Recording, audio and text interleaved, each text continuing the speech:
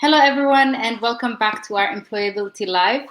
Today, you've got Sam from Tern joining us, and we've got Wendy from Grad Princess, like myself as well. And our topic for the day is how to approach personal creative projects.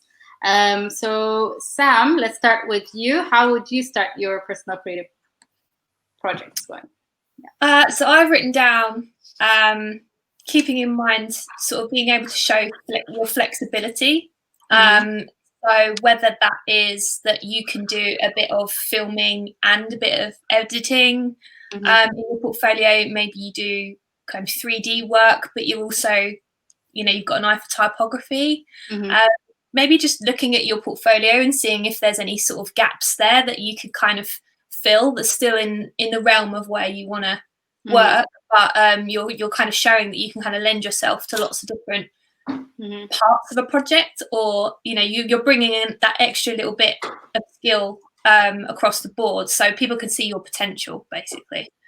And then I've also got showing your interests. So again, if there's anything in there that you really enjoy doing but you haven't maybe done a project on it yet, maybe that's something else you can put into your portfolio. And then just adding in your style and your flair, really. So something that might set you apart, whether that's your specific style of illustration or copywriting, or again something in your kind of editing skills, transitions, working with music, anything like that, I think. Yeah. How about you, Wendy? Thank you for that, Sam. Yeah, so pretty much similar to Sam. And for me, my background in management has really helped me to use that within the creative setting where students that we have at Grad Princess, they have got portfolios that they're building. And with those portfolios and projects that they do, we sort of really encourage them through their personal development plans to showcase their strengths. When you're a creative person, bringing out your strengths, bringing out, the type of creative designer you are is really important so that people can know you and identify you for the skills that you have or for exactly what you're really good at. These are the things that people look to hire you for work for. And not only that, it sort of gives you a direction of what you may want to do next. So the approach to projects or creatives is think of who you are, what sort of a personality are you, what is your creative style, how do you want to be seen out in the world, who do you want to appeal to? And once you know that you can't be everything to everyone, you need to be something for someone. So find your niche, find your brand, find your customer, your audience. And then from there, you sort of start to create a persona for yourself that will get you into the right area you want to go into. So definitely showcasing your creativity and really bringing out the best of yourself. So all your skill sets you have, bring them out and let them show in your projects or in your portfolio.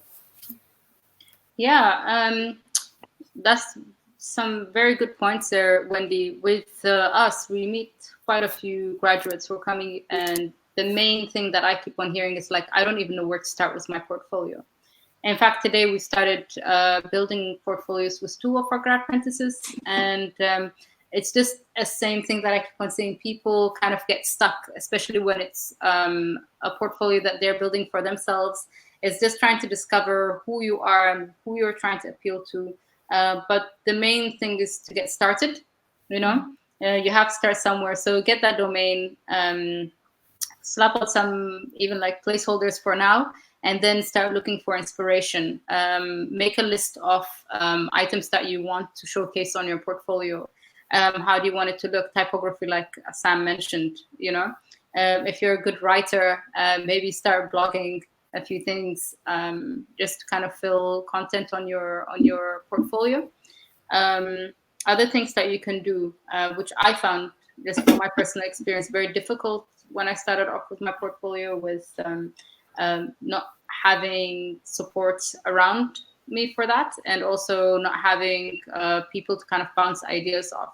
So join a community, speak to people. There's plenty on Facebook. We also have a community, if you want to join Grad Apprentice as well, of people who are starting their portfolios from scratch. And yeah, just get it started. That's the main message, I think, from me, is get started and yeah, speak to people. Other things that you can do is brainstorm topics, brainstorm topics, and also create a list of things that interest you. Watch programs that are fun, just to get your mind starting to think about interesting things to put on there. Yeah, and I really agree with that. And I think putting yourself out there and getting people to see and validate you, that's the only way you're going to know what you're doing is quite good. So if you're not showing people what you're doing, not just your friends and family, but the general public, so, showcasing yourself on social media, I can't stress that enough. Do it quick, do it early, so that, you're not overthinking it. Because I think once you've done the first step, then everything else will follow. And I think at the end of the day, most hiring managers, they're looking for your potential. They're not looking for someone who they know that you're not going to know everything and be the best at everything when you you finish university or you just created your portfolio and you're kind of going in at a junior level. So I think just being able to show that your drive and that you're interested in all these different kind of areas, that is what is going to set you apart, I think, from other people. And I think, again, joining communities, talking to other people in your peer group who are going through the same thing, getting as much feedback as you can from professionals will help you kind of hone down what your best pieces are as well, so that when you go and apply for jobs, you make sure you've got your best stuff.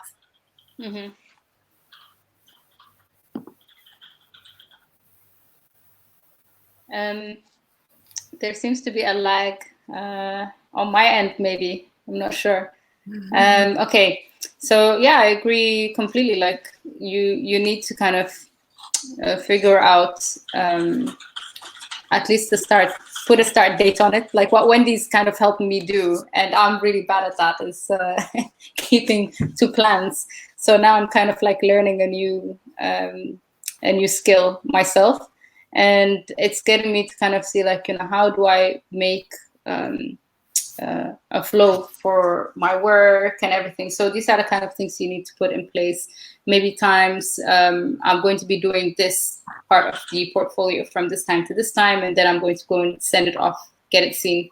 And then I'm going to start on, the case studies that I've been working on, or maybe come up with a few ideas.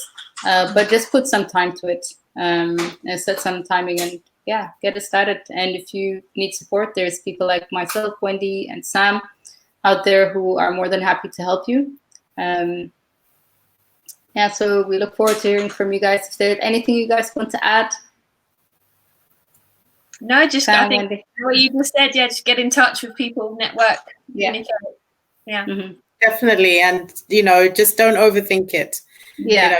Just do what instinctively comes to you. Normally your gut instinct is always right of Correct. What you think, you are. So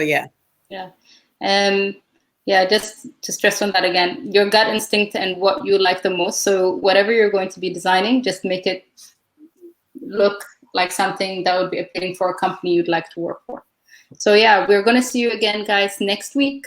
Okay, so stay tuned and have a great rest of the week. Okay. Take care. Bye. Take care. Bye. Bye.